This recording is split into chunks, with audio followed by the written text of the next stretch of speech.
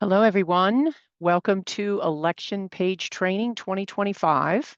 I am Beth Dixon Methvessel. I am the coordinator of the Fairfax County High School Page Program, and I want to thank you all for applying to serve as election pages for Virginia's gubernatorial election. And I very much appreciate you joining us live today. And to kick off training, I want to offer you this quote from Eleanor Roosevelt. And she says, our children should learn the general framework of their government, and then they should know where they encounter the government, where it touches their daily lives, and where their influence is exerted on the government. It must not be a distant thing, someone else's business, but they must see how every cog in the wheel of democracy is important and bear its share of responsibility for the smooth running of the entire machine. Your participation in the PAGE program fits perfectly with her admonition. Today, I am joined by a talented panel who will prepare you to serve as an election page in either an early voting satellite location or a polling place on election day. And I'm going to ask each one of them to introduce themselves. Hi, good afternoon, everyone. My name is Ravi Udeshi, and I serve as a Deputy General Registrar and Deputy Director of Elections here at the Office of Elections. And my teams and I oversee all the different in-person voting that occurs in the county. Hi, my name is Sean Rogers. I'm our Training and Operations Manager here in the office, and I oversee our various training programs and some other operational tasks to support the mission of in-person voting under as one of Ravi's teams. Hi, everyone. I'm Florence Brown. I am the manager for early voting, where every day is election day.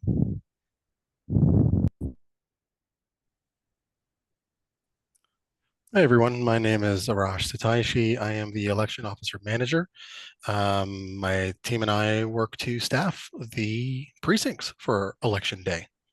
It's great to have you all. I'm Jamie Gibbs, and I'm a representative on the Fairfax Area Disability Services Board, which advocates for residents with disabilities.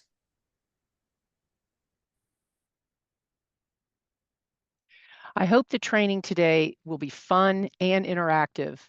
After the training, you must take a quiz and answer all the questions correctly. When you score 100%, you will be eligible to receive a polling place assignment. The quiz will be emailed to you tomorrow. And as Ravi said earlier, please feel free to put any questions in the Q&A.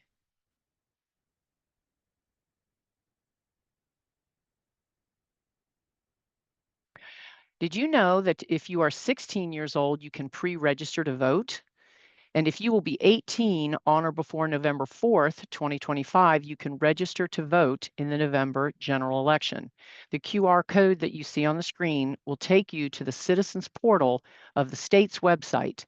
Here you can complete a voter registration application.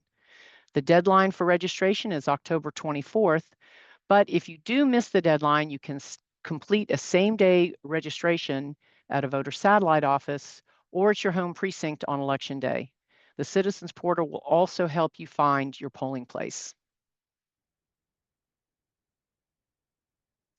As an election page, and because you are an integral member of the election team, you will be taking an oath before you begin your assigned shift that supports the election officer code of conduct. And as an election page, you will agree to follow all instructions given to you by the chief officer of election or their designee. You will provide assistance to the other officers of election on your team. You will ensure the safe entry and exit of elderly voters and voters with disabilities from the polling place. You will conduct yourself in a professional and ethical manner at all times during your shift. You will also observe strict impartiality. Following these guidelines helps to contribute to the integrity and security of the election. And when you completed your page application, you chose whether you wanted to serve the early shift from 5 a.m. to 1 p.m. or the later shift from 12:30 p.m. to 8:30 p.m. Last year, we offered the opportunity to serve at an early voting satellite location, and that is back by popular demand this year. Some of you will be assigned to serve during one of the three weekend shifts at one of 13 satellite locations, including the Government Center.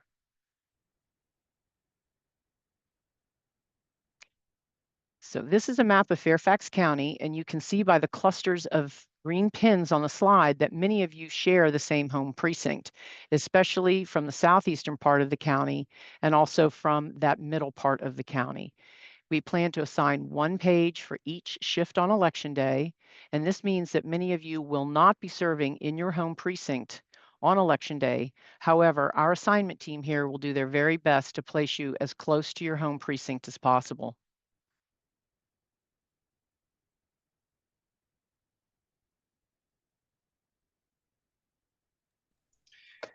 And so when you see this this slide on screen, I'd like for you to get ready to answer a question. Earlier in the presentation, we asked you to pull up your phone or another browser tab to get ready on the Menti. You can go to menti.com and use that code at the top, or you can scan that QR code.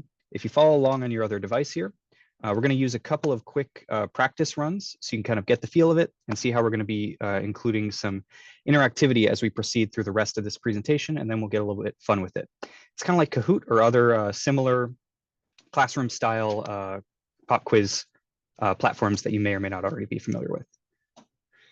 So like I said, there's a QR code. If you haven't already scanned that, take a look there. It looks like a lot of people are already in. At any time, you can use that code at the top of the window or check the chat of this webinar. If you don't make it in, we'll keep that on screen for this whole time. For now, though, we're just going to start off with an easy one. On your device or on your other screen, you should see a question pop up. What school do you go to? We want to know where you guys are coming from. Oh, that's already a healthy mix of schools there, isn't it, Sean? It is. I see my high school there. It's quite small. Looks like there aren't many of you. That's okay. I guess that tells you I didn't go to Robinson. I was about to say, it looks like we got a lot of folks from Robinson, Hayfield, Lake Braddock. Yay, Robinson. That's where I went to high school. Go Rams. Oh, this is a great mix of folks. I see Chantilly being counted in a couple different ways, so I'll take that. So we got Mount Vernon High School, Marshall, Lewis High School. Great mix of folks here. So great. So that's an easy way for everyone to make sure that their Menti is working. We'll jump into another question here. What motivated you guys to become a page? You may have a lot of different answers, but if you could pick the top 3 here out of all these, we can see, what's sort of driving you guys here. You can look at the answers kind of flying in. That's pretty neat to see. A lot of you guys are saying service learning hours and learning more about elections. I think that's great. Looks like being part of the democratic process is growing. Looks like a very healthy mix all around here. My favorite answer is it sounded fun, and you know what? It is fun. It is.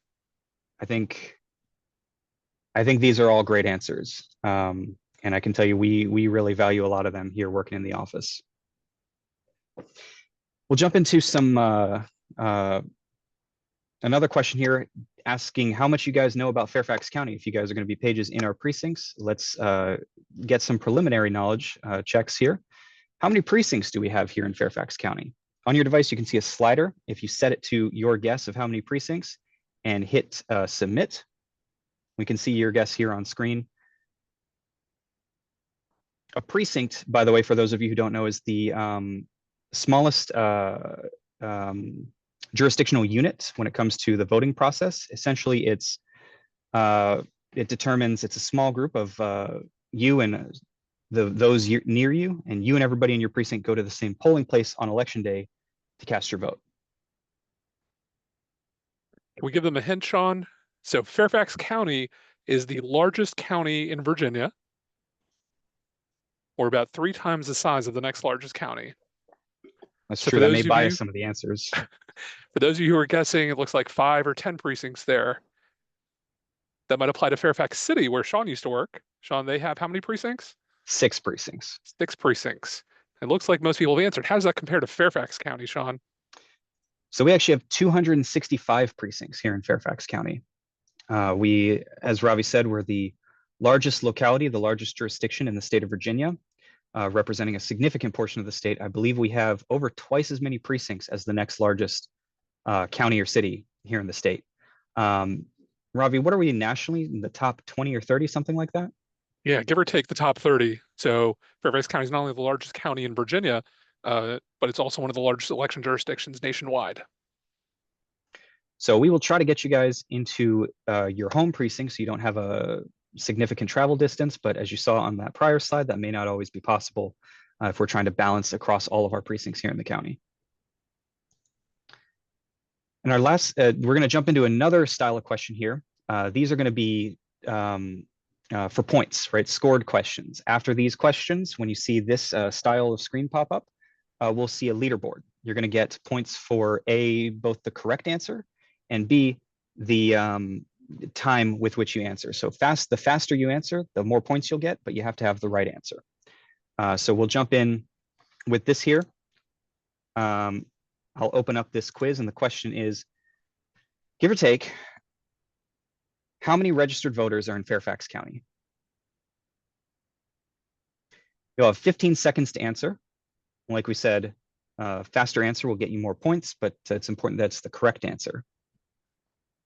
This is a tough one. Do they balance speed or accuracy here, Sean? Hopefully everyone gets the right answer. I think they'll balance whatever it takes to win.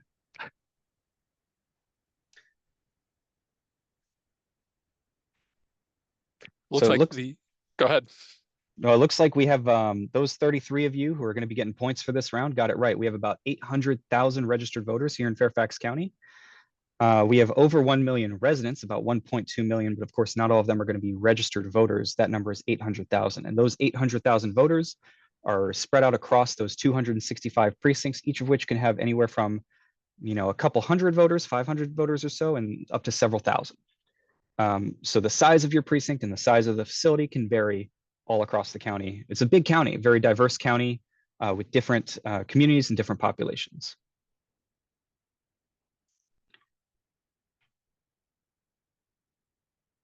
And we'll see here who won that last question. Shout out to Max and Abon. Good job.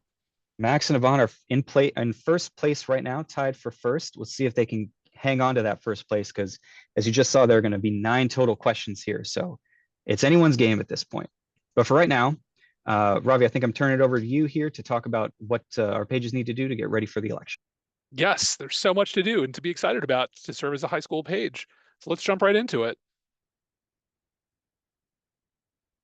All right, so first you might be wondering, what do you need to wear when you show up at a polling place to help? So first, you want to wear business casual clothing. So that could be a polo shirt, it could be a button-down shirt.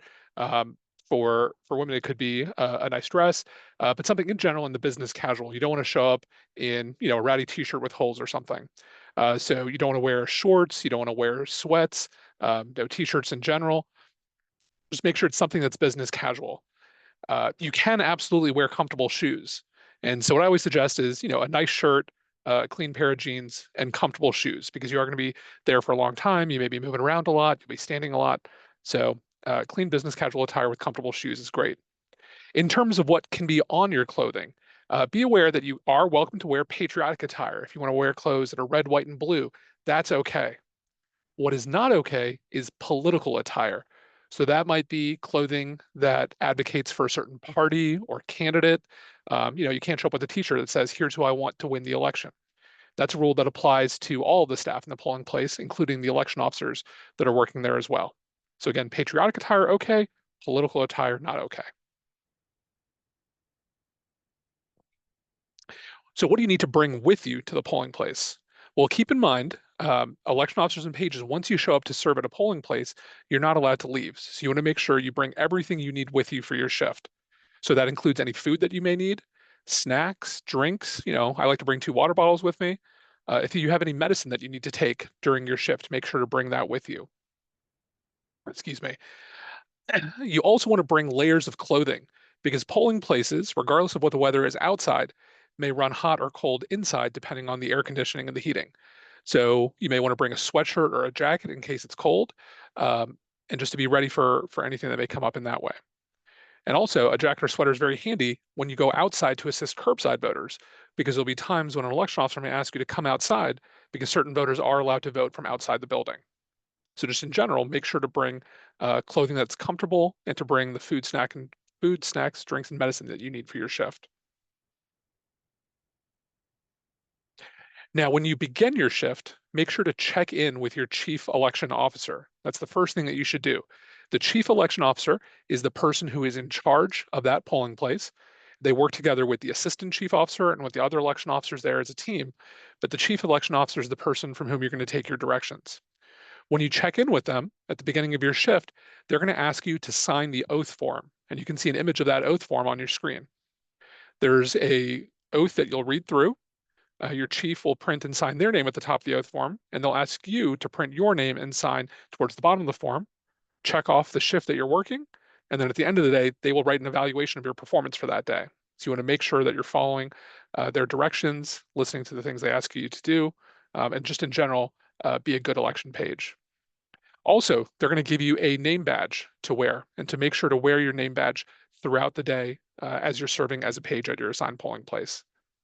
And just overall to make sure that you're following the instructions of the chief or assistant chief at all times.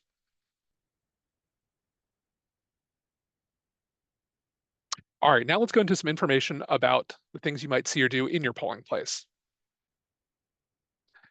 So you're serving as an election page, and there will typically be one or two election pages during a given shift at a given polling place.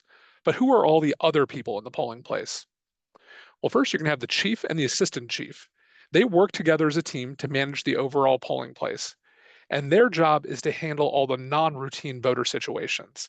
So anytime a voter comes in and there's something unusual about their process, if maybe there's more attention required, maybe there's a form that has to be completed, maybe the chief or assistant chief needs to call the office to double check something, all of those non-routine situations are sent over to the chief or the assistant chief. Next, you have the regular election officers. Their job is to handle all of the routine duties in the polling place. So the election officers will be assigned to different stations, and the responsibilities include checking in voters, issuing ballots, directing voters to mark and cast their ballots, and to assist the chief and assistant chief as needed. Now, one important point here is that election officers are the ones who are allowed to issue ballots. That's not a responsibility that pages can do. You're allowed to handle ballots at the beginning and end of the day, but not during the day. Another person that you might see during the day is the rover. A rover is an Office of Elections staff member, usually someone who's very experienced and knowledgeable about the voting equipment. They help troubleshoot different voting equipment issues that may occur in polling places, and they also provide support for 8 to 12 polling places in each election for each rover. So we have, as we talked about earlier, 265 precincts across the county, and we use about 35 rovers in total across the county to support each of those precincts and polling places. Now, there are also certain election officers who have additional duties to perform. These include the provisional specialist officers. These are officers who have the additional responsibility of processing same-day registrations and provisional voters. A provisional voter is anyone whose voter eligibility cannot be immediately confirmed, and so they vote a special ballot and put into a special envelope that can then be reviewed later. And once office staff determine that that ballot is okay to be counted, then that ballot is considered by our electoral board. So these are highly trained officers. They get additional training, and their job is to help voters with eligibility questions. Next, you have language officers. A language officer is someone who performs all the regular election officer duties. So they may be assigned to check in voters or to help someone at the ballot scanner, but they are also empowered to assist voters in another language: Spanish, Vietnamese, or Korean, which are 3 of the required additional languages that we provide here in Fairfax County. We're actually required to do that by the Department of Justice because we have a number of voters who may primarily speak Spanish, Vietnamese, or Korean at home. And in fact, we provide ballots, forms, and our signs in 4 languages: English, Spanish, Vietnamese, and Korean. So just keep that in mind, that Fairfax County does provide ballots and other materials in multiple languages. Now, finally, you have collector officers. Collector officers, just like language officers, perform all the regular election officer duties, but then they have to do something special at the end of the day once voting ends. Their job is to leave shortly after the polls close to drive certain important election materials directly to the Office of Elections. They are the only election officers who are allowed to leave early from the precinct, and it's because their job is to deliver time-sensitive materials to our office.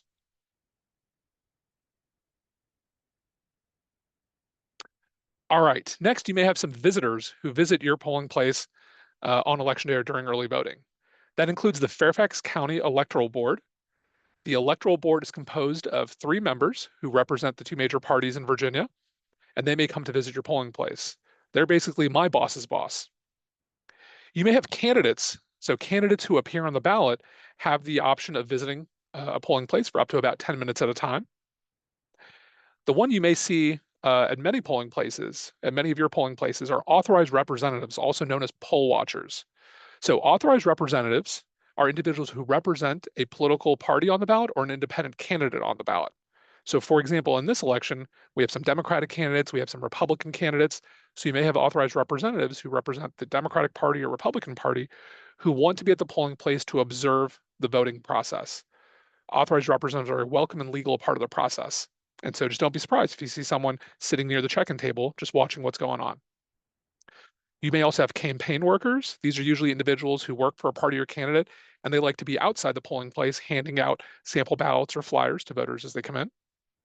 You may have members of the press who want to come in and ask questions or take pictures or videos. They'll have to check in with the chief election officer. So if anyone comes in and talks to you about that, send them to the chief. And you may have authorized visitors. For example, in some elections, we have folks from other countries who come to Fairfax County just to observe our elections. And if they're authorized by our office, then we let the chief know to expect them and to allow them to observe what's going on.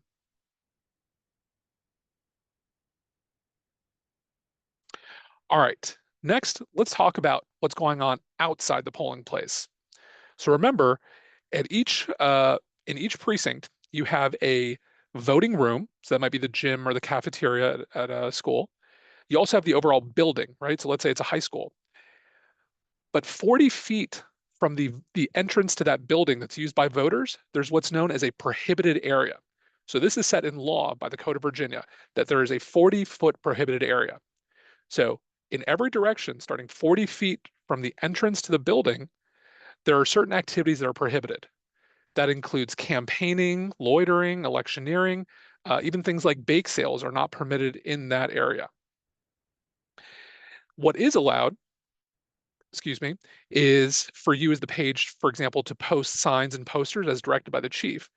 But if you have other individuals who want to campaign or electioneer or loiter in that area, let the chief know so they can come outside and take a look and take corrective action in that situation.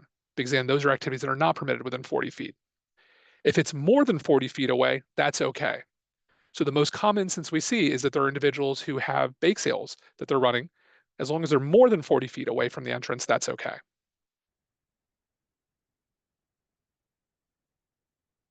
All right, now let's look at a sample voting room layout. So this demonstrates key ideas about the setup, because you may be asked to be in the morning to help set up the room as well.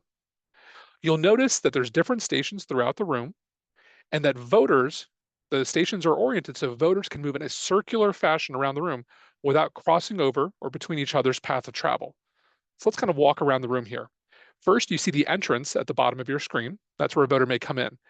And near the entrance, could be just outside the entrance or inside the entrance, there'll be an absentee ballot drop box. This is for voters who may have an absentee ballot that they bring with them. If they just want to drop off a voted absentee ballot, they can place in the drop box, and then they don't have to get in line or cast a new ballot inside the room. But most voters will make their way in through the entrance to the check-in table. That's where they'll check in with an election officer who will check them in using an electronic poll book. Behind the check-in table might be the chief's table and the provisional specialist. Again, their job is there to help non-routine voters or voters with eligibility questions. Then a voter might move to the ballot table, and that's where an election officer would issue a ballot to that voter. Again, that has to be an election officer, not a page. Once a voter has their ballot, then they will go to the voting tables with the privacy booths, and that's where they can sit down or stand and mark their ballot. Alternatively, they can use the ballot marking device, and Sean's going to talk to you more about that soon. And once they have a marked ballot, then they'll take it to the ballot scanners, which you can see is near the bottom of the screen. And that's where they'll actually take that ballot and scan it in so that the votes can be counted and tabulated. And when the voter is done, then they would exit outside. So that gives you an idea of the layout of a voting room. It may not look exactly like this, but it will generally function in this way. And you'll notice that there's an election officer at each station to guide voters.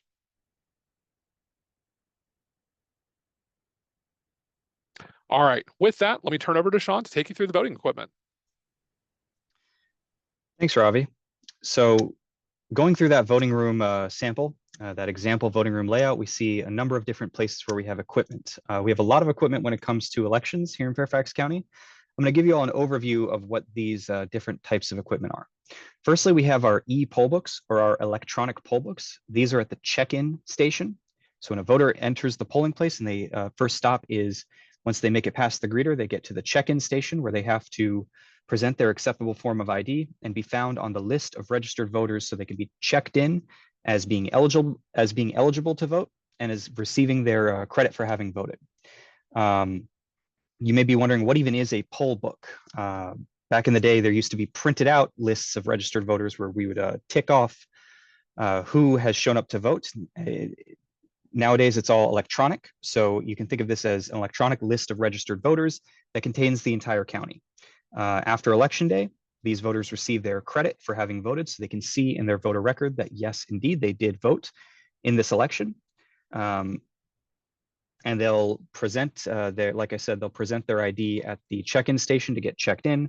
They'll state their information so they can be verified, and the election officer will confirm that information and give them a ballot permit card. They can take that on over to the ballot table, where they'll receive a physical ballot to mark at the voting booths. This isn't exactly a piece of equipment per se, but it's an important part of the process. Everybody has the right to a secret ballot, and this is where that is afforded. At the voting booth, the voter can take their time. There's a pen there to go ahead and mark their choices. There will be ovals on the ballot next to whomever they want to vote for, or next to all the candidates, I should say. The ballot will contain instructions, as Ravi mentioned, in the four languages that we offer services for here in Fairfax County. And at the voting booth, the voter will be able to make their choices, fill out that ballot. It's very similar to a standardized test, a Scantron, fill in the, bubbling in your answer, just with however many contests are on the ballot. Once the voter has finished marking their ballot that they received and have taken to the voting booth, they then take it on over to our ballot scanners. So this is where the voter casts their ballot. They insert it into the machine, and the machine will take a picture of both sides. It will read it and tabulate the vote totals.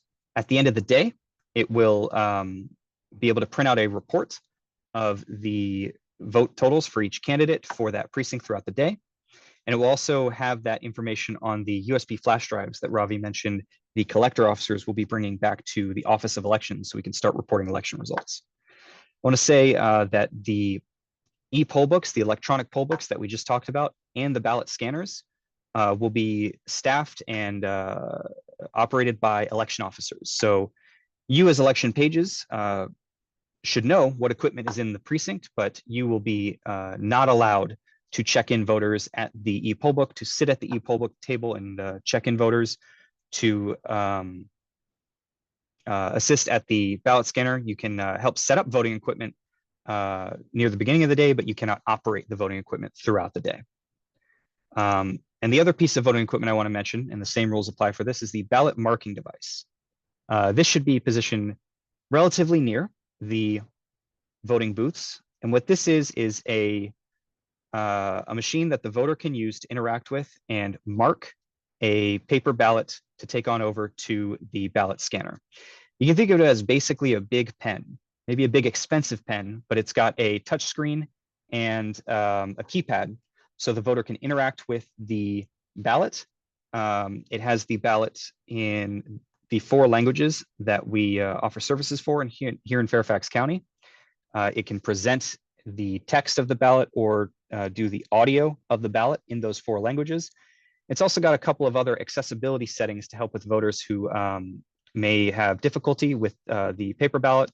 Perhaps they have a dexterity issue or visual impairment of some kind, and their voting experience is enhanced by using the ballot marking device. It's ADA compliant, the Americans with Disabilities Act compliant, and it is useful for voters with disabilities to have an accessible option to mark their ballot and take on over to the scanner. However, any voter can choose to use the ballot marking device if they wish. The important thing is that they take it on over to the ballot scanner once they have marked it, because that's where they cast their ballot. So like I said before, you as the election page won't be able to operate any of this equipment, but it's good to know what it's all about, and you can have that context for the process. One piece of equipment, though, that you can operate and interact with, or at least in some capacity, is the admin tablet, or the administrative tablet. This is essentially an iPad that we provide to each precinct. We actually provide 2 of them, so that the chief election officer and the assistant chief and some other election officers in the precinct can have reference material throughout the day. So this tablet is full of all sorts of helpful, useful tools to do different pieces of the different tasks that they might have on election day. For instance, we have apps to look up people's precincts depending on their address. For the same day registration provisional process, we have surveys or information that our office is requesting throughout the day. So something that you as an election page may do and may be asked to do by the chief is to respond to the turnout surveys. Every couple of hours, our office will be asking for the turnout numbers throughout the day from all of our precincts, so we can know how it's going throughout the county. We can keep our finger on the pulse and see, are any of our precincts low on supplies? Are any of our precincts low on ballots? Do we need to bring anything out to them? And so that we can communicate to the public how voting is going on election day. All sorts of useful stuff there. And you may be asked to help with the turnout surveys if the chief or assistant chief is otherwise occupied with other things going on. That is one of the things that you can jump in and help with. Having talked about our equipment here, I'm going to jump into another couple of knowledge checks. We saw the leaderboard earlier, and we'll see if anybody can jump into first place here. If you want to take a moment to get ready on your phone or other device. If you haven't joined or if you lost the window, you can scan that QR code or go to menti.com and use the code on screen. And you can continue, you can jump in anytime during these next couple of questions. Looks like we got a lot of players ready. I'm going to leave this up for just a moment so that everybody can get it up and loaded on their phone. And we'll start another quiz question here. You can't see it because it's covered on the screen, but this is question 2 of 9. Competition, Sean. Let's see who gets there first. That's right. Accurately. Which activity is allowed within 40 feet of a polling place? So this is allowed. Correct. Yeah. There's a number of different things on the screen. I wonder what people think. Which one of these is allowed? Looks like a lot of people got that right. So good job, everyone. You cannot have a bake sale. You cannot campaign. You cannot post political signs if you're a third party or other group, or use loudspeakers or otherwise electioneer, interfere with, intimidate election officers. You can't do any of that within 40 feet of the polling place. That's why we call it the prohibited area. Keep in mind as we go through these questions, for questions that have several options, depending on what screen you're using, you may have to scroll down to see the answers. So let's see what that's done to our leaderboard. Is Max still at the top? Good job, Max. All right, Lucilla's coming up top there too. I like it. Again, you want to make sure you get the answer right. If you get the answer wrong, you get no points. It's going to be tough to come back from that. Jumping into our next question here.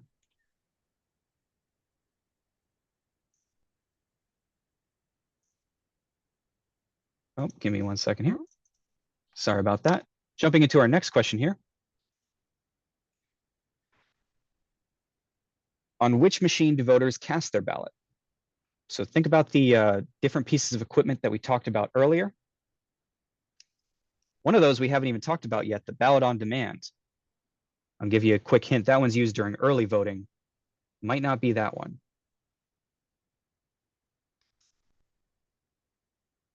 Oh, this is an interesting one, Sean. So we had a healthy mix of answers here. That's There's right. only Yeah. one right answer. Yeah, the ballot scanner is the machine that accepts the ballot and tabulates the votes at the end of the day. Voters can insert their ballot and it records their vote, records their ballot, records an image of both sides. Remember, the ballot marking device is just an alternative way of marking their ballot. It provides an accessible option for other for any voter who wants to use it. And the e-poll book is what people use to check in to vote before getting their ballot.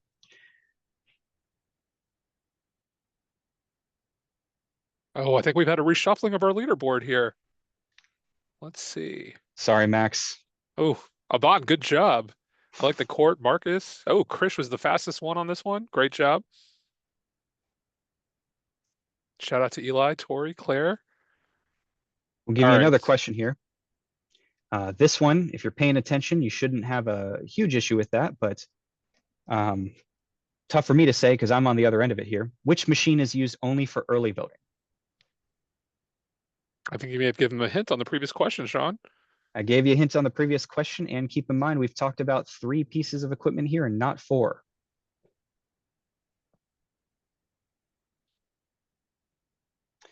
That's right. So we have something called the ballot on demand system or piece of equipment. We're going to be talking about that next in our section on early voting. Before we jump into that, let's see how our leaderboard's looking. Oh, Isabella broke into leaderboard. Good job. Yeah. Marcus. Okay. Top Great 10 there. job. So with that, I'm going to turn it on over to Florence Brown, our early voting manager here, to talk about the ballot on demand and talk about our early voting in general. Flo? Thanks, Sean. Hi, everybody. Thanks for joining us today. So as Sean mentioned, I'm the early voting manager for Fairfax County. And what that means, or if you don't know already, is in addition to being able to vote on election day, voters also have the option of voting early. And there's 2 ways you can vote early. You can vote by mail, which is handled by our absentee mail division, and you can vote early in person, which is what I'm responsible for. So around Fairfax County, we have 16 locations where voters can vote early. We have 3 that are open now: Fairfax County Government Center, Mount Vernon Governmental Center, and North County Governmental Center. And then we have 13 other locations that open later in October, specifically October 23rd. So what you might not know is that Virginia has one of the longest, or actually the longest, early voting period in the country. So not only do we joke that every day is election day in early voting, we also vote year round in early voting, because as soon as we finish one election, we're preparing for the next one. And before we know it, early voting has started again. Last year, for the presidential election, almost as many people voted early as they did on election day. So election day voting only beat us by 4,000 votes. So I tease everyone in the office that early voting is coming for election day, that we're going to be the winners for the next presidential election. So as I said, we've got 3 sites open right now, and we'll open 13 more toward the end of the month, October 23rd specifically. Next slide, please. So Sean talked about this a little bit. Any voter in Fairfax County who's registered to vote can vote at any one of our 16 locations. And the way we make that possible is we have what's called ballot on demand. Basically, it's a printer inside a cabinet. You can see here on the picture, there's the blue cabinet, there's a printer inside. And so when a voter comes in and we check them in on the e-poll book, which we just talked about, then we print a precinct specific ballot for that person.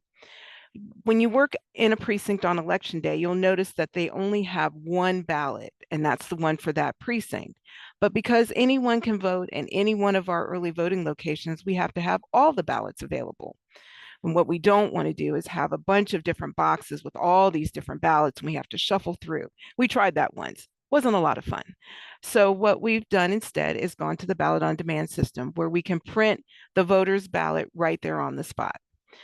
Some of you may have accompanied your parents to early voting, and you've seen this in action. Some of you who are going to be 18 by election day and will be able to vote, we encourage you to come vote early with us at one of the early voting sites.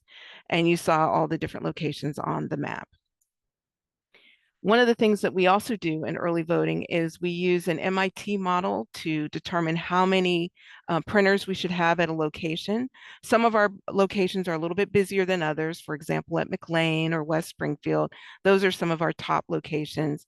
Other locations, not so much. So we use software to figure out exactly how many pieces of equipment we should have.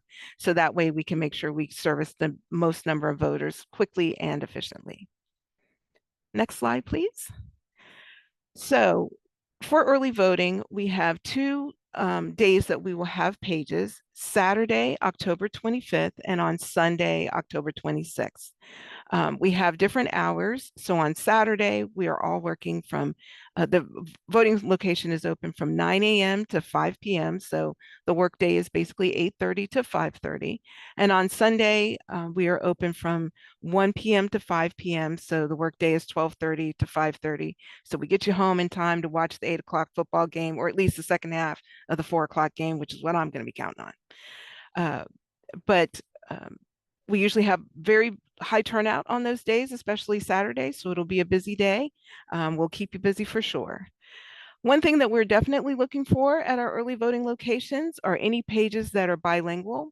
You can assist voters who need language assistance, and we welcome you. So if you have that particular skill, please make sure you let us know so we can place you at one of our sites where the need is great. And I think that's it for me for early voting. I'll turn it over to Arash to talk about Election Day. Thanks, Flo. So we are a little over a month away from Election Day, and for pages, that basically means that you're going to be either in the morning or in the second half of the day, as Sean has gone over. It really kind of comes down to three phases. For the morning people, you're going to be helping with opening of the polls and then helping around during the day. And then there's going to be the closing of the polls, which happens after 7 p.m.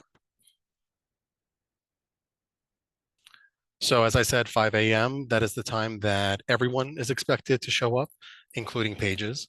I know for me, I in high school was going to bed around that time. So it shouldn't be too difficult for everyone to get up and show up on time at your precinct.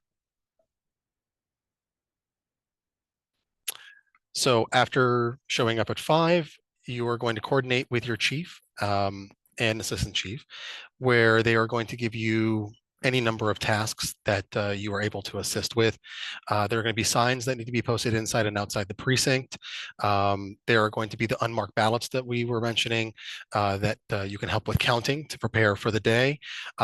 During the setup of the machines, you are more than able to do that. And also some locations, especially for parking, for curbside, may need some help just kind of scoping it out. And that's definitely where the chief would be more than happy to delegate that to you, because all of that is going to lead to the precinct being ready to open promptly at 6 a.m. Starting at 6, we'll start voting. And that's where you will be very integral to being an extra pair of eyes and ears to the chief and the assistant chief.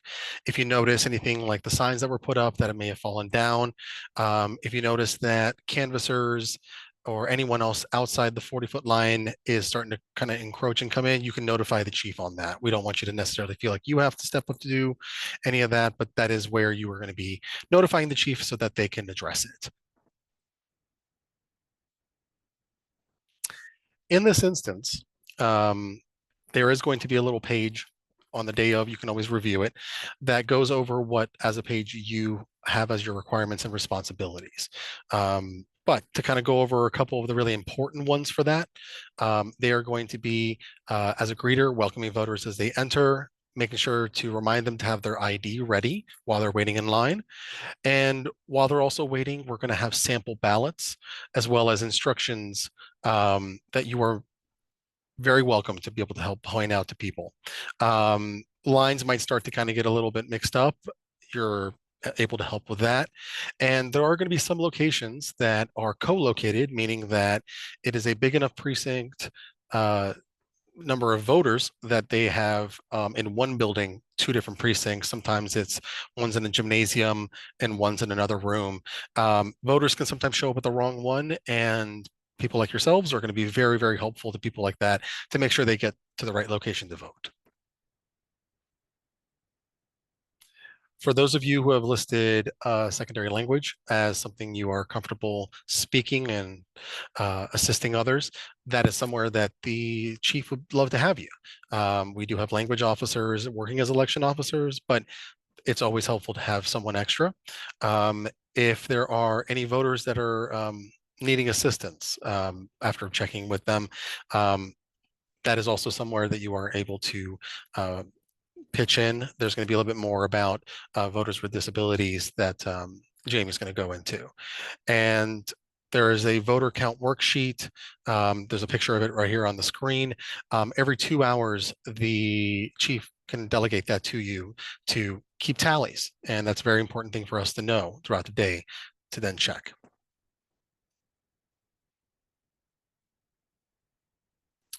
For those of you who are going to be in the second half of the day, 7 o'clock is when we are closing the precinct. Anyone who's still in line at 7 obviously can still vote, but you are going to then help undo everything that the morning person did. You can help take down all the signs, remove all the tape, get the room and the area back to its original setup, because a lot of these locations are either schools or other kind of places that are going to need the room and the space the next day. So we want to definitely be cognizant of that. You can definitely, just like how in the morning they help set up at the machines, you can help pack them up and get them ready to get loaded into their cages and help pack up the materials that are then going to go into the chief's vehicle to come back. But despite all of that, at 8:30, you are able to leave. So just as a reminder, some do's and don'ts. Please do follow all the directions of the chief and assistant chief. As has been mentioned before, we are very, very, we are asking everyone to remain nonpartisan and also be impartial, both in our conversations and our comments. And if you are curious and you aren't sure about something, we would love for you to ask. Things to not do is to be on your phone or a laptop. We do not want you to be either supervising people using the machines or to use them yourselves. You should not be issuing any ballots to the voters, and leaving the polling place without permission, such as if you forgot something at home, is something we cannot have you do, and also to not have your homework there. All right, turn it over to you, Sean, for another test your knowledge. Thanks, Arash. I'll give everyone here another minute or so to get their phone or other device ready. And if you've lost the link, you can go ahead and rejoin. It should be able to remember your progress. Sean, I see 134 people that are still connected and ready to go here. Oh, there we go. And they're loading in here. Give you guys just a second. Don't want you to miss out here. Question 5 here. We'll open up here. See how well you guys were paying attention to Arash's section a second ago. Question here is, what time do the morning pages arrive on election day?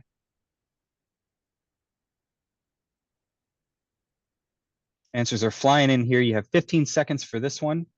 Hopefully Arash made it clear enough that this is a snap answer, because I don't see any more answers coming in. We'll go ahead and tell you the answer, and that answer is 5 a.m. So remember, polls open at 6 a.m. That's why it's important for everybody to be there at 5 a.m. so you can start getting ready. And 7 a.m. the day has already started. Election day is a long day. It starts early and goes from 6 a.m. to 7 p.m. And so it's important to be there at 5 a.m. to start getting ready. Let's take a look at the leaderboard now.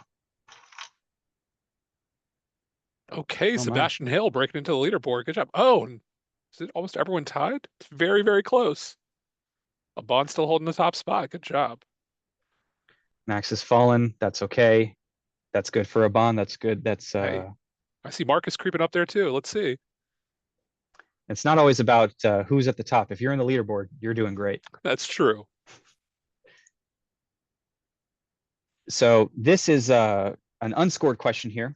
If you will answer on your phone, if you can recall, what activities are you allowed to do as an election page? You can see our answers are coming in here faster and faster as you read through. The answer choices are check in voters on the e-poll books, greet voters, supervise the use of voting machines, help set up the polling place, direct voter traffic, and or complete the voter count worksheet. Sean, I got to say, I love that our pages are taking to heart the training that we're providing because I see very few wrong answers. I agree. It looks like in the bottom right of the screen, I can see that the majority of people have gone ahead and answered this question. So we'll show you what the right answers are. And the right answers are the ones that most of you have answered. So again, as we said, you can greet voters, direct voter traffic to the correct correct room, help set up the polling place in the morning, and complete the voter count worksheet throughout the day. What you cannot do is check in voters on the e-poll book or supervise the use of voting machines. It's not on this slide, but we did talk about counting out blank ballots throughout the day, just not handing out ballots to voters. Just remember that you're not an election officer, so there are certain duties you cannot perform, but your assistance is very welcome throughout the day for the things that you're allowed to help with. And that voter count worksheet, we're going to jump into another scored question here. What is the purpose of the voter count worksheet? For those of you who are listening to Arash's section here, you got three options. Are you counting the number of voters in line? Are you counting the number of ballots that there are? Or are you comparing the voter check-ins with the ballots cast? I think this might be a tough one, Sean. I don't know if we're going to get, I think we might have a shakeup of our leaderboard here. I believe in them. Only time will tell, though.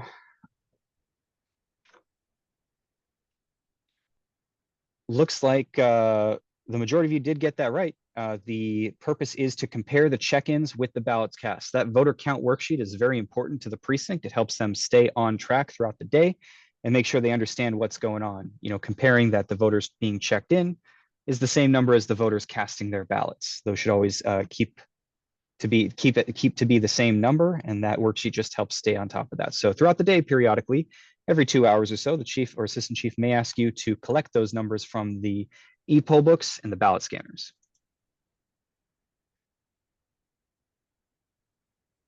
Hey, I'm seeing some new names here. Rocky and Dennis. Good job. Alban's still in place by 9 points here. Don't worry, though. We have a couple more questions that we're going to get to at our last section. I'm going to go ahead and introduce Jamie Gibbs here to talk about interacting with voters with disabilities. Jamie's from our Fairfax Area Disability Service Board. Thanks for joining. The Fairfax Area Disability Services Board is an advisory body comprised of people who either have disabilities themselves or who are caregivers for individuals with disabilities. The Disability Services Board represents residents with physical and sensory disabilities in Fairfax County, Fairfax City, and the City of Falls Church. We work to include people with disabilities into mainstream community life, partly by educating people about disability policy and barriers to community mainstreaming. We also advocate for the rights of people with disabilities. Next slide, please. According to the World Health Organization, 1 in 4 Americans have a disability, either a visible or invisible disability. There are approximately 1.1 million residents in Fairfax County, and about 92,000, or 8%, of Fairfax County residents have a disability. Approximately 10% of the 92,000 with a disability are over the age of 65. The minority group of people with disabilities is the only minority group that we can find ourselves part of at some point in our lives. This could be due to accident, or even simply aging. Most importantly, regardless of disability, equal access is a civil right. Next slide, please. One of the most important things to keep in mind when interacting with people with disabilities is to use person-first language. We're going to go over examples in more detail in a moment, but disability-first language is saying a disabled person versus person-first language, which is saying a person with a disability. The reason why person-first language is important is because disability-first language draws attention to their limitations and weaknesses, while person-first language focuses on the person instead of their disability. Disability-first language also defines the person as their disability, where person-first language focuses on their ability and not their disability. Disability-first language also draws attention to stereotype, while person-first language draws attention to the unique individual. No disability affects two people in the exact same way. For example, one person with cerebral palsy may be able to communicate verbally in a clear manner, while another person with cerebral palsy might use a communication device. Same disability, but two different abilities. Next slide, please. Here are some examples of person-first language. Instead of saying blind person, say person who is blind. Instead of saying brain damaged, say person with a brain injury. Instead of saying autistic person, say person who has autism. Instead of using terms such as handicapped, special needs, challenged, or suffers from a disability, say person with a disability, or person with then name their disability. Instead of saying wheelchair bound, or confined to a wheelchair, or crippled, say the person who uses a wheelchair, or person who is a wheelchair user. Instead of saying the emotionally disturbed, or insane, crazy, demented, say person with a mental illness.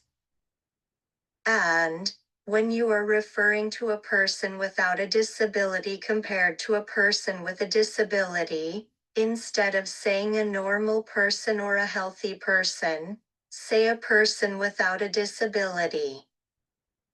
Instead of saying a handicapped class, say a class for people with disabilities.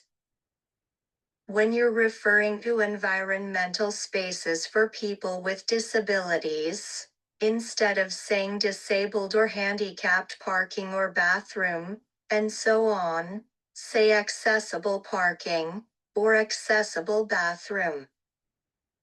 Those phrases are key, as they promote the importance of equal access to the environment. We also wanted to draw importance to, whenever is appropriate, use the person's name, as people with disabilities also have names, and it's a sign of respect and acknowledgement that they are equal. For example, Jamie who has cerebral palsy. Next slide, please. Here are some communication tips we wanted to share when communicating with people with disabilities.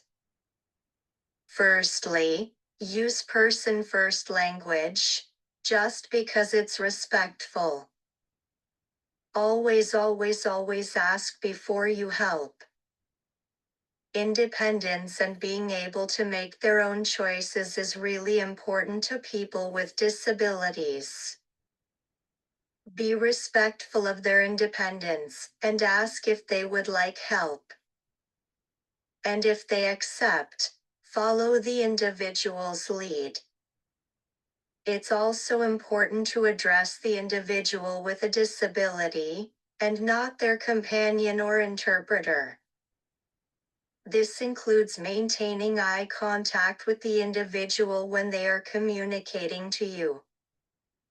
Avoid stereotypes and don't make assumptions because everyone is different, including people with physical disabilities, people with sensory disabilities, people with intellectual or developmental disabilities, and people with hidden disabilities. And relax. Don't be afraid to make a mistake. If you do, know it's not the end of the world, and simply say sorry, like you would to anyone. People with disabilities understand mistakes happen, so don't worry and try to do better next time. Next slide, please. I have a quick video to show you that demonstrates how to interact with people with disabilities.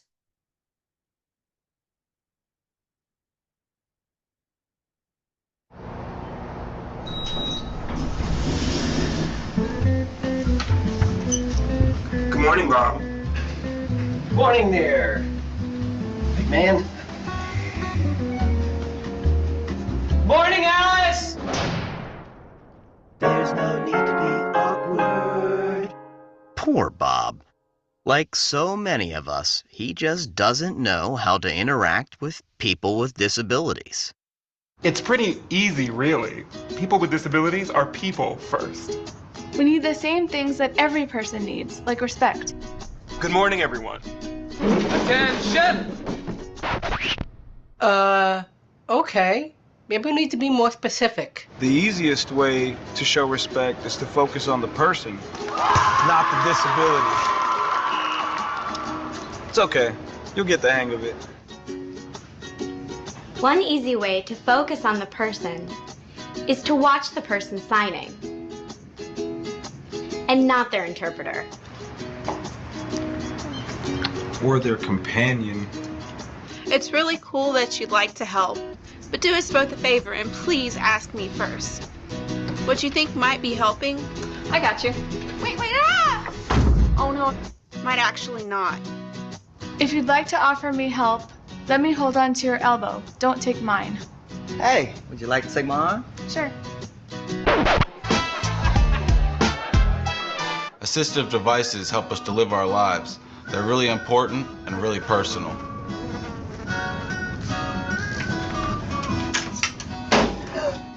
Grabbing them only makes it weird for everyone. What? Please only touch our devices and service animals if we've given you permission. And don't take it personally if I ask you not to. Remember that my service animal helps me all the time. Neither of us would like it if we were separated. Remember, we make our own decisions. We sign documents, vote, volunteer, work, and pay taxes. We get married. So don't underestimate me just because I have a great smile. Just because I'm blind May I help you? does not mean I'm deaf. No, I think he said he was gonna come, but... Just because I'm deaf doesn't mean I'm blind. And just because I use a wheelchair doesn't mean that I can't sweep you off your feet. So take a deep breath, relax. We don't bite. Unless we're really hungry. Hello there, ladies. How are you? Hello. And if you're not sure what to do, just ask. Hi, would you still like to see a menu? No thanks, but can you please read it to me? Sure, definitely. Just treat us the way you would want to be treated, and we'll all be okay.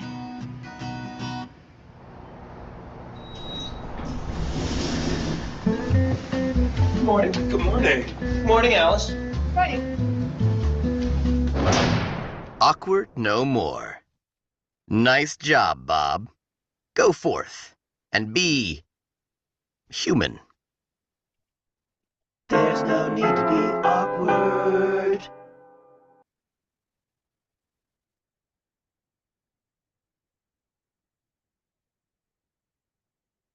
To sum up what the video and I are saying, interact with a person with a disability the same way you'd interact with a person without a disability. 5 things that we want you to remember are: people with disabilities are entitled equal access to vote.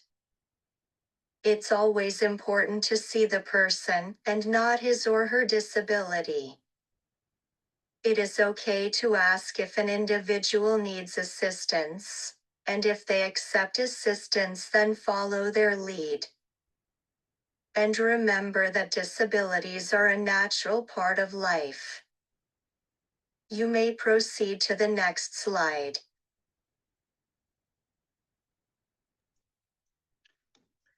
Thank you, Jamie. Thanks for walking us through all that. That's all very important to keep in mind. We have another knowledge check here to test your knowledge on that section, the last couple sections here. I'll give you a moment here to scan the QR code or enter the code you see on screen here on Menti. This is going to be our last knowledge check here of the session. So we'll get one more chance to shore up that leaderboard. What you're saying is, can we see if anyone can usurp Max or Aban, huh? Look, I'm not taking bets here. I'm just saying we're gonna see. We're gonna see. We'll go ahead and open up the question. This is 7 of 9, 3 more to go. Like we said, it's important to be correct, but the faster you answer, the more points you get. When talking with a voter with a visual impairment, whom should you address? I think Jamie did a great job of clarifying this.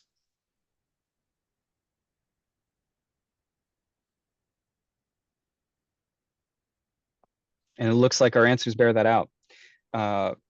Always be sure to talk to the voter themselves, right? We want to use person first language and interact with the voter and not their assistant first or someone else. Let's jump on over to our leaderboard. Ooh, Rocky's making it up the charts here. You see Swiss cheese down at the bottom. Congrats on getting into the top 10. Well, so it was the fastest this time. Nice. That might bode well for who's going to end up at the top at the end of this. Well, we're going to see 2 more chances. I'll open up our second to last question here. And that question is, when speaking with people with disabilities, use what?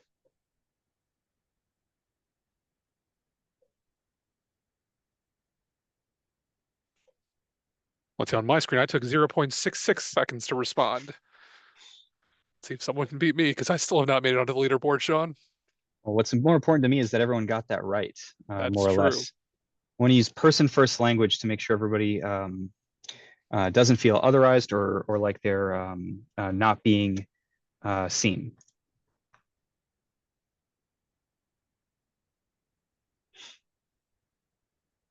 Look at Charlotte coming on up. Nice. Wonder if Swiss cheese can stay in the top 10. We do have a race at the top in the top 6-ish points, and then another 4 points there on down. We'll give them one more chance. We have our last question here.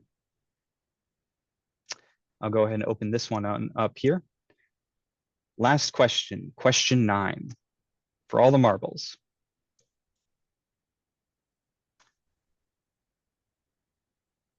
When is the training quiz due?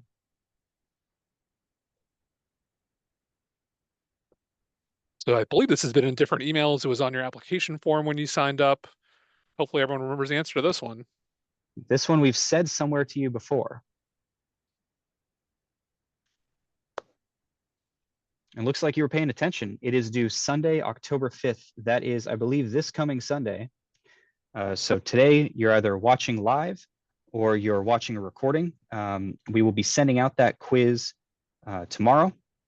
And then you have a couple of days through Sunday to take that quiz. It's going to be a quiz that we'll send to you by email. We're going to ask the quiz you do have to get 100% right.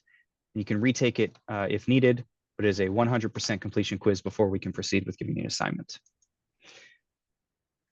And we can't see how many times you've taken it. That's true. Who's at the top, Sean? Avan Khan, our winner. Great job. With the train emoji right on through the first place. Congrats. You win bragging rights. So in conclusion, Ravi, do you want to talk about next steps here? Sure. All right, so there's a few next steps here. So keep in mind, as we've said, you need to make sure to take the quiz for this training by this Sunday, October 5th. And you have to answer all the questions correctly to be eligible to receive an assignment. As Sean said, you can take the quiz again if you need to, and the quiz will let you know which questions you got wrong. But we can see how many times you've taken it. So make sure to pay attention to refresh your knowledge on your page duties and responsibilities when you take the quiz. Then on next Friday, October 10th, on or about that date, that's when you'll receive your actual assignment by email. So keep an eye on your email and we'll send it to you to let you know specifically which location you've been assigned to, for which day, if it's an early voting site, if it's election day, whether it's an AM shift or a PM shift, and we'll make sure to assign you to the shift that you requested. And then 1 to 2 weeks before your shift, make sure to respond to any calls or text messages or emails from your chief election officer.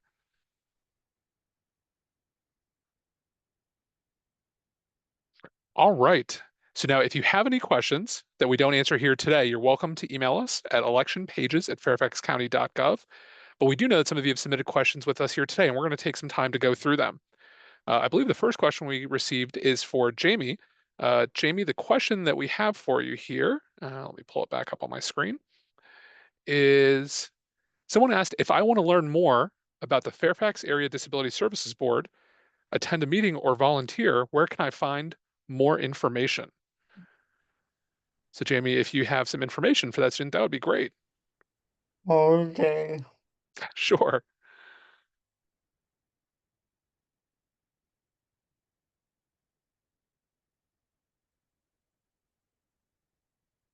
We're so happy to have Jamie here on behalf of the Fairfax Area Disability Services Board.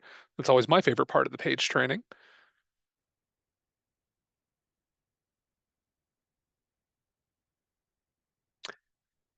And Jamie, I see you've responded here in the chat, and the answer is to go to the Fairfax County Government website. And so if someone goes to the Fairfax County Government website and searches for the Fairfax Area Disability Services Board, then they will find the webpage with more information. Is that right, Jamie? Yes, I'm seeing the thumbs up. Wonderful. It's a wonderful organization. I've attended meetings before myself. It's a great group of folks.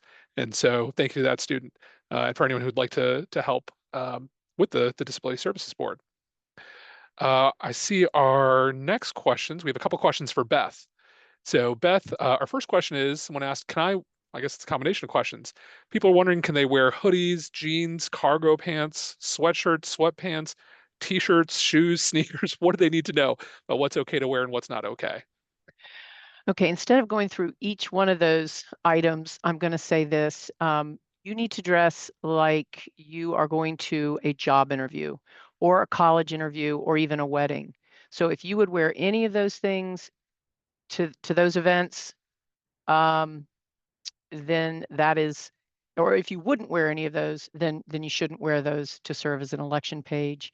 With respect to shoes, you need to have comfortable shoes. I think sneakers are probably okay. You just need to know that you're gonna be doing a lot of moving around in your 8-hour shift, so you want your feet to be comfortable. And Beth, just to clarify, so I know we talked about sometimes it might get cold or warm in a polling place. Is it okay if a page brings a sweatshirt to wear, a sweatshirt, a hoodie, something like that, if it gets cold? Yeah, we get this question every year. I would say yes, you can go on ahead and bring that if it gets cold in there.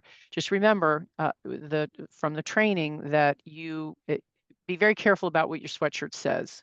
Okay, so no partisan statements of any kind on your sweatshirt or hoodie. Okay. And someone asked, do I have to be a US citizen to be an election page? Okay, the requirements to be an election page are you must be 16 years of age, a resident of Virginia, and actively enrolled in high school. Those are the only 3 requirements to apply and serve as an election page. Great. Thank you, Beth. Our next set of questions is for Arash. Arash, someone asked, do I get time to eat lunch? Absolutely. That is definitely not going to be an issue. Just talk to your chief. Depending on just the flow of the day. They'll be able to let you know when would be around a good time, so that you'll be able to prepare for that. And they'll have more details about what area might be good for that. If they have any other things on the facility, they will let you know. Great. And the next question we have is, someone asked, do I need to reply to emails and texts from the Chief Election Officer and the Office of Elections? Yes, please. We will definitely be in touch if there's anything we need to pass on to you. Your chief will be getting your name and your info in a couple weeks, so definitely be keeping an eye on your email and texts for any important information, and please make sure to reply to them in a timely fashion. Perfect. Thank you, Arash. Our next couple questions are for Florence. So, Flo, how is working an early voting shift different than working on election day? Thanks, Ravi. So the big difference between working in an early voting location versus a precinct on election day is it's a shorter day. Yeah, yes. So at an early voting site on Saturday, you'll only be working from 8:30 to 5:30 because we're open from 9 a.m. to 5 p.m. And on Sunday, the workday is 12:30 to 5:30, and we're open from 1 p.m. to 5 p.m. So that's the significant difference. The other difference is just how we handle ballots. As I mentioned earlier in the presentation, that we use ballot on demand printing. So instead of the voter checking in at the check-in desk and then going over to the ballot table to receive a ballot, that all happens at the check-in station. So they will be checked in by the election officer, and then the ballot will be printed right there. So it's just a mechanical function that's different, but overall, the pace of the day, the activities of the day are the same at an early voting location as they are in a precinct. We're here to service the voters come in, we check them in, they get a ballot, they go mark their ballot, and then they cast their ballot in the machine. And that's the same between early voting at the same at an early voting location and at a precinct. Just a few of the insights are a little bit different. Well, our next question is, on election day, can registered voters vote at any polling place in Fairfax County, or is that only during early voting? That is only during early voting. So on election day, you're required to vote in your assigned precinct.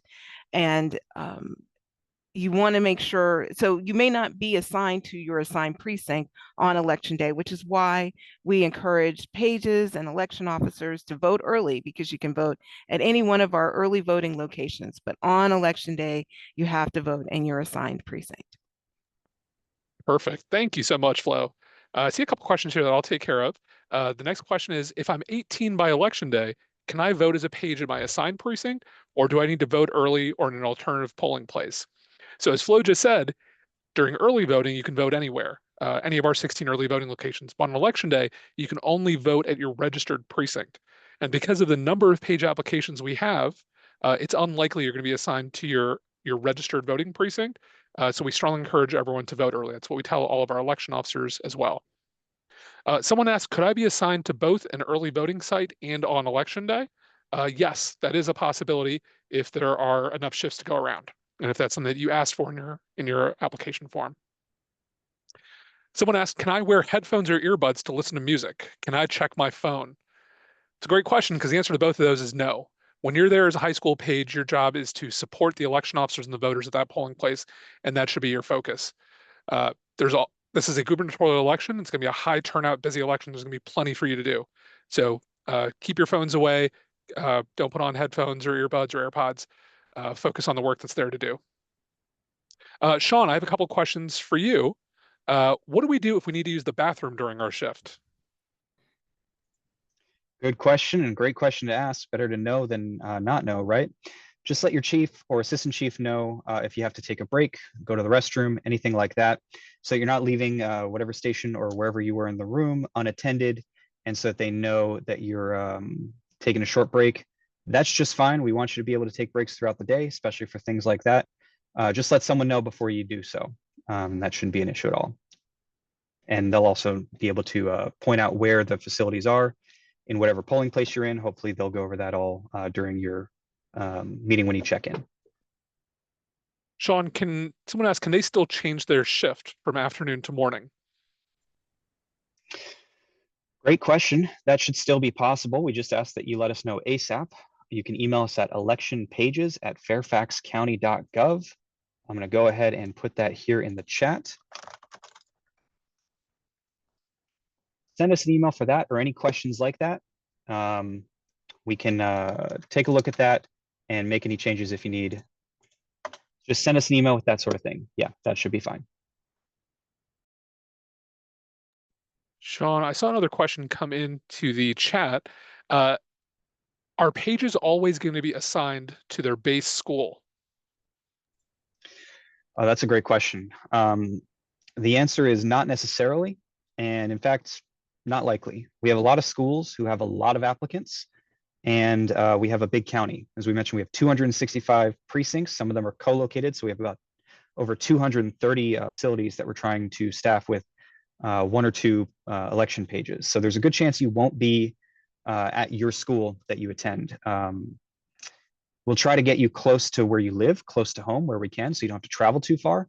But it's likely that you'll be in a facility that's not your school, and it may not even be a school. We have a lot of polling places that are schools, but we have many more that aren't schools. They are churches, community organizations, facilities like that.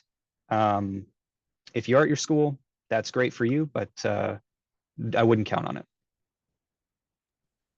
All right, I see some more questions came in as we were answering these. So let's kind of do a rapid fire and go through these. Beth, I don't know if you're available to answer a couple of these. Let's see here. Someone asked, can we park our car at our assigned polling place? Yes, yes, you certainly can park your car. Perfect. Someone asked, can they wear baggy jeans? Oh, wow. See, that's such a, that's such I a think we've said subjective. before, jeans should be well-fitting and free of holes at least. Exactly. Right. Someone asked, does color matter for dress code? Like, for example, could they wear blue or red clothes? Sure, you can, color does not matter. It's just what, a partisan clothing you can't wear. Okay. Can someone bring stuff to me if I forgot to bring it? Yes. And someone asked, what if I've never been to a wedding, job interview, or similar? Oh, okay. So business casual is generally it does not include hoodies and jeans. It's usually like, I guess cargo pants would be probably acceptable as long as they're well fitted. Khaki pants, trousers or slacks, things like this, that's acceptable. That's something just to give you a heads up for those of you that will be doing job interviews and college interviews, to make sure that you don't wear baggy jeans and hoodies to those particular activities. So. Okay, perfect. Sean, quick question for you. How do I know who my chief election officer is? Sure, that's a great question. You'll be contacted by them before Election Day, 1 to 2 weeks out or around then. They're going to be either sending you an email or possibly texting or calling you, letting you know some things specific to the polling place that you'll be at, say where to park, what to do when you check in, what room you're in, and that sort of thing. When you get to your polling place on Election Day, or if you're doing an early voting shift, they have a badge that will identify them as the chief election officer. And hopefully by that point, you'll know their name because they've reached out to you already. And if you don't hear from your chief, you can always email us at electionpages@fairfaxcounty.gov, but give them time because they don't know who you are yet because you haven't been assigned. All right, I see even more questions came in, so let me do some rapid fire here. How do I know what precinct I'm assigned to? You're going to receive that by email next Friday. Can we listen to music while eating? If you're on your break, it's your break. You can do what you'd like. But while you're serving as a page, make sure your focus is on supporting the election officers and the voters. Can I help with early voting if I didn't sign up for it? As Sean said, send us an email to electionpages@fairfaxcounty.gov. Will dinner be provided for the evening shift? Beth, do you want to take that one? Oh, that is a good question. No, as Ravi explained earlier in the training, you need to bring everything that you need for that shift. But also somebody asked, can somebody bring you something? And the answer is yes. And I think I did see a question about leaving for lunch. You absolutely may not leave during your shift. Unless of course I guess if you feel unwell or whatever, and you're going to inform your chief. Beth, someone asked, are you allowed to wear, for example, some clothing like a long sleeved white shirt under your formal wear? Yes, Okay, and let's see, a couple more questions here. Someone asked, is there a way to promote voter registration at our high school? Beth, I don't know if you'd like to take that. Yes, there is a way to promote it. In order to answer that question more fully, I would like you to send me an email, and I can answer that, because we can give you some information, give you the or Ravi, maybe you can type it in it to the Sean's chat. put it in there, yeah, election Okay, pages. the citizen. Well, I'm just saying, because you can register. You can provide your government class or your civics class the email address for the citizens portal for the state, because you can register online. And so that would be a great, simple way for you to encourage voter registration or pre-registration. So that's where I registered to vote in my high school class. If you have any more ideas, you can send us an email. We're happy to go more into detail on that. All right, let's see. Last few here. Someone asked, do all volunteers have to be at their assigned locations at 5 a.m. regardless of the time you're assigned to volunteer? The answer to that is no. If you're assigned to the morning shift, then that's when you'll show up in the morning. If you're assigned to an afternoon shift, that's when you show up in the afternoon. Someone asked, can we have coffee with us, like Dunkin'? Sure, if you want to bring coffee with you, whether it's Dunkin', Starbucks, your home brewed coffee, you're welcome to do that. You just can't leave the polling place to go get it. How long are our meal breaks? Coordinate with your chief, but probably about 30 minutes. Let's see. And I think we have our last two questions then. So these are going to be for Sean. Sean, someone asked, do I have to get 100% to pass the quiz? Great question. Answer is yes. It's going to be a 20-question quiz. You'll be getting that by email tomorrow morning, along with a link to the recording. If you get any questions wrong, just go ahead and review the recording. It's all in there. Once you get 100% on the quiz, all 20 questions, we will get that information here, and then you'll be eligible to be assigned. Perfect. And like Sean said, that email will go out tomorrow, and you have anywhere from tomorrow till Sunday to complete that quiz. But if you don't complete it on time, then we won't be able to give you an assignment for the election. Sean, do you have something you wanted to add? No, sorry. You covered it just now, talking about that deadline on Sunday. Perfect. And I think our very last question, Sean, someone asked, can I ask other students like Aban for help? Boy, I think we don't want to overtax Aban. They did such a great job. We want to elevate everyone else to get to their level. I think, yeah, when you receive your quiz link, make sure to review the training again if you need to, and then complete it. I can say once you get 100% on that quiz, you'll feel just like Aban right now. There we go. All right. Well, thank you so much, everyone, for joining us for our PAGE training today. Looks like we finished almost half an hour early here, and I hope we've answered all of your questions. For those of you that stuck around, I see some people left, but actually we've been helping you out during the Q&A here. There are some questions that are going to come up during your quiz, so you're going to be better prepared to be able to answer those. With that, Beth, any closing thoughts? I just want to thank you all again for signing up for the program. This is a national award-winning program, and we're very proud of it. And you join that grand tradition. I know you'll have a great time on election day, but also remember, it is what you put into it as well. So ask questions of the election team. Ask the chief how you can help. Be active, and I think you'll really enjoy it. And I know that we've had students come back year after year and serve. And so if that's one of you, welcome. So glad that you signed up to be an election page again this year. Great. Thank you so much, everyone. Be on the lookout for your quiz link tomorrow, and we look forward to you having a great shift serving as an election page. Thank you.